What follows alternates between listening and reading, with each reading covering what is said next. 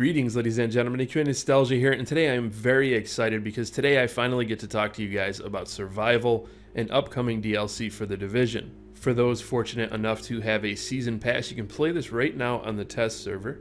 I unfortunately do not have a season pass, which is why I'm relying on this footage from Twitch. These guys were really cool though. I was talking to them this morning, and that's where this footage is coming from. And I asked them if I could use it. They were okay with it as long as I gave them a shout out and put something in the description. So make sure you guys go check that out. They're actually competent at playing the game, which is surprising to me because usually people that are affiliated with the game, they're just absolutely garbage. But no, they were running around and they were doing pretty good. But you can see how much of a push they're making for patch 1.4 and now patch 1.5 coming up in Survival. They've really tried to bring this game back from the dead, and let's face it, it was pretty much dead. The end game was just absolute garbage. And by the way, on the channel I will be doing a review for 1.4, guys. I know I'm really late on that, but it will be coming up soon. Alright, so enough rambling. What is this DLC all about? Well, the story is that there's going to be this huge storm going on, which I'm sure many of you are already aware. And you go back to the DZ for antivirals, but the chopper goes down, which is very cliche Division stuff. Choppers always seem to be falling out of the sky with agents in them. And that's pretty much it. That's how it picks up. Now, this is a completely different game mode. And what's interesting about it is it's a 24-player game mode. It's session-based, and it can take about 2 hours to survive. That's about how long you'll have before you eventually die and you can't really make it out. That's like the extent of how long this is going to go on. Now, this is something that you can queue for solo, or you can go in as a group. If you go solo, they try to match you with other solo players, so it's not unfair. The interesting thing about this is it's going to be PvP and PvE. Not in the same environment. I mean, there's going to be two different modes. You can go in and play it DZ style, or you can go in and play it so that you can't kill other players.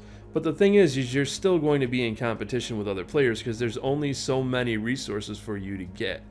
You're going to need health kits and things like that if you get downed. You're going to need to eat and drink and all of those things. I'm going to touch on that in a moment.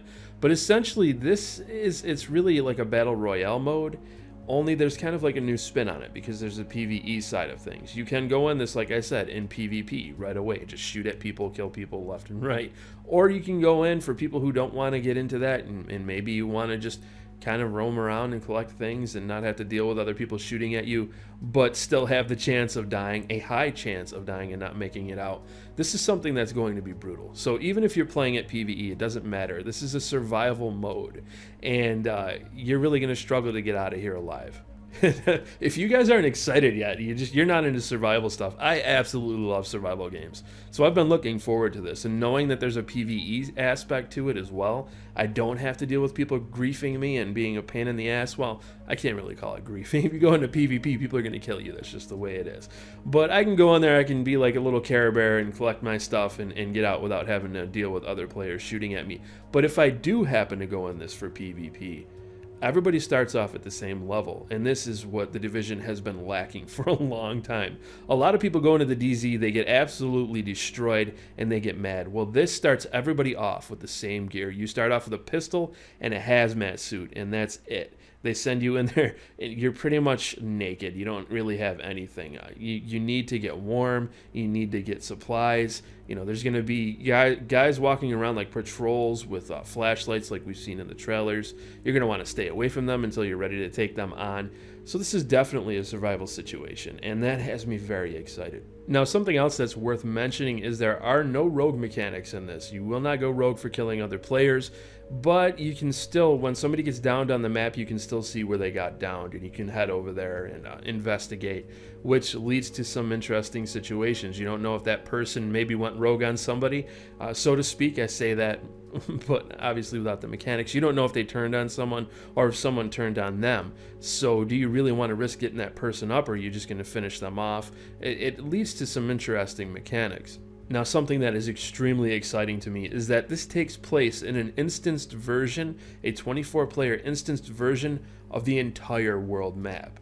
So can I get a cheer in the comment section for that one? Because I've been dying for something like this. I've complained in my review that the world map was fantastic, but post level 30, what's the fucking point? In 1.4, actually gave the world a reason to go around and explore again and do things. And this is even giving more of that. So this can be really successful, guys.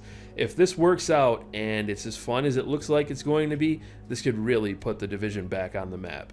Now, something else that's really cool is that this version of the map is going to look different. There's going to be different things in there, like a downed helicopter, that barrel that you saw him standing next to get warm. Yes, there are cold mechanics. I'm going to talk about that in a little bit. As you guys can see on the screen, it shows a little temperature gauge to show how warm or cold he is. But it's changing the map. And the blizzard is just awesome. I've always loved snowstorms and things like that in games and in real life. I love snow. I'm just one of those rare people who happens to love winter.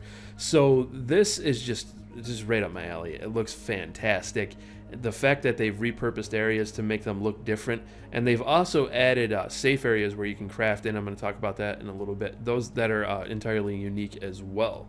You know what? I'm going to skip my little list here. I'm going to jump into that right away because it's an exciting feature. You guys remember the safe houses, right? These are going to function like that. They're called hideouts, and they're going to have a crafting station in there. And why that matters is, well, you have to craft your skills in this. You don't start with any skills. You start with a green gun. You start with nothing, guys.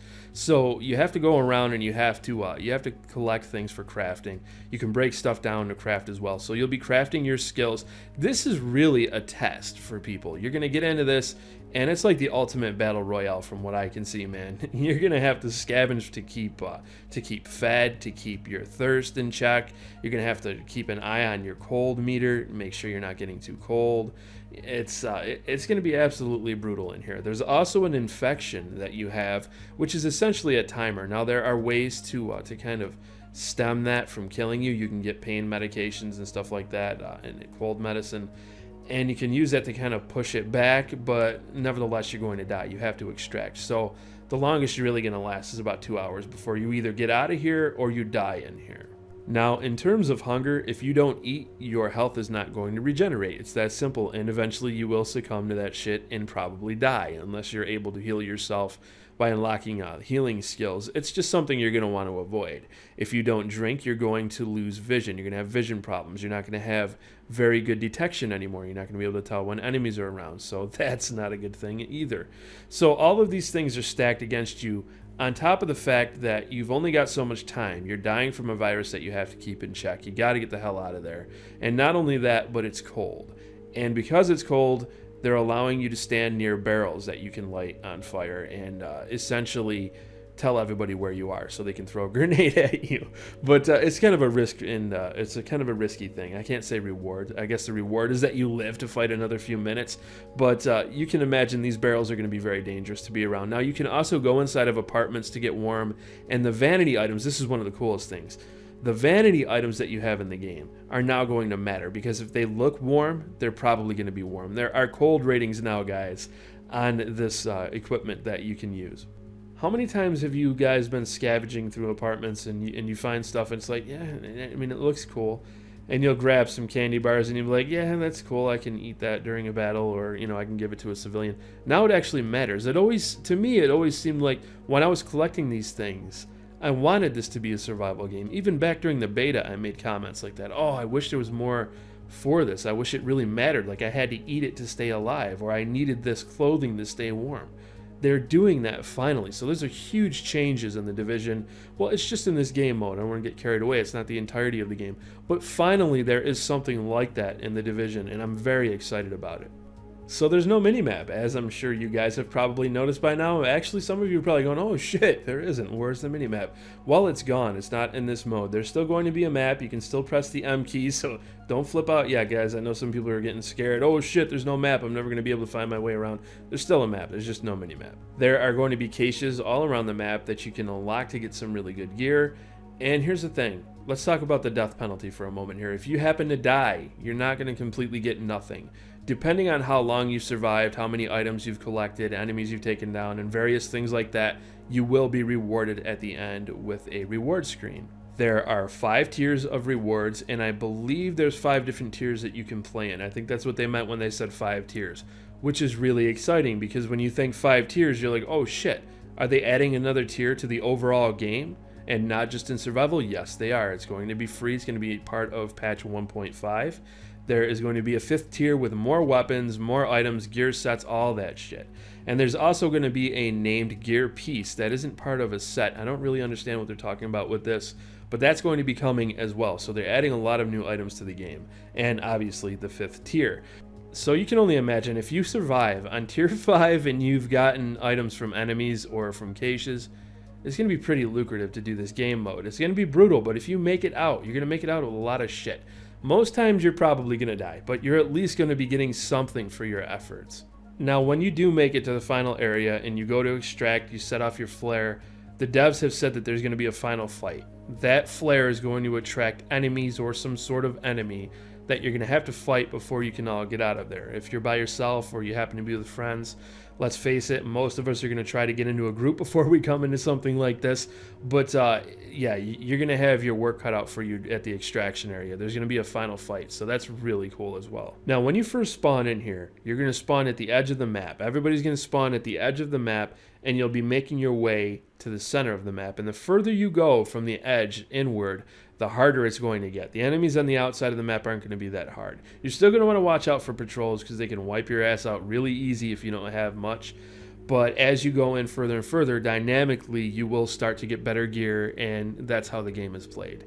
You're going to be in a session that basically can last up to 2 hours, but you can die in seconds. You don't know how it's going to pan out. So it's very dynamic like that. It's going to feel really nice, and you're going to feel that that you're really gaining power as you go through and get to the end of this. So that is a lot to take in. It's a lot of really good news. And man, it looks like the Division is back, guys. It really does. Like I said, I'm going to be doing a review for 1.4, talking about all the changes with it and how much better it is. And it is better, I can tell you right now. It is. But I need to play around with it a little bit more before I can give you guys a thorough review for that. So this looks absolutely fantastic, right? It's everything that the Division needed from the get-go. This in 1.4, it's like a godsend. But it's not without some bad news, guys. PS4 owners, you're going to get this 30 days later than PC and Xbox owners. Yeah, sorry, that stings a little bit for you guys. I'm sorry. Don't shoot the messenger. Don't get mad at me. I don't like it. You know, it sucks. All it does is serve to piss people off. I hate that exclusivity bullshit that some of these developers sign with either Microsoft or Sony. It's really fucking annoying. It's one of the most annoying things about being a gamer. Shit like that, timed exclusives and shit. But yeah, 30 days later, that's a month. That's significant. If you happen to be someone who is into YouTube and you don't have PC or Xbox, man, that leaves you really in the cold. And I think that it definitely sucks. But for the rest of us, fucking A, man, this looks great. I cannot wait for it to come out. At this point, I want to kick it over to you guys. Let me know what you think about this down in the comments section below. If you guys enjoyed this video, please remember to rate it thumbs up. And hey, stick around. I'm going to be covering the Division here for a long time. Hit that subscribe button. I thank you all for watching, and I look forward to seeing you all in my next video.